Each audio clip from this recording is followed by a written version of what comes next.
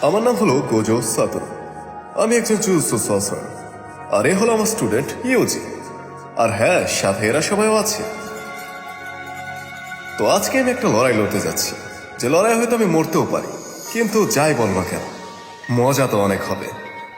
এ লড়াইয়ে যাই হয়ে যাক না কেন, আমার যত বিপদেরই মুখোমুখি হতে হয় না কেন, সবশেষে জিতবো তো আমি।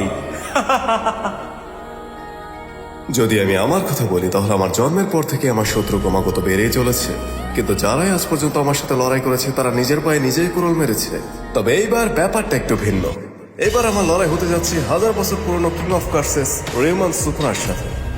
সুকুনা এবার আমার স্টুডেন্ট মেগুমিকে বশ করেছে। তা আমার চেষ্টা থাকবে যেভাবেই হোক না কেন সুকুনাকে হারানো এবং মেগুমিকে বাঁচানো।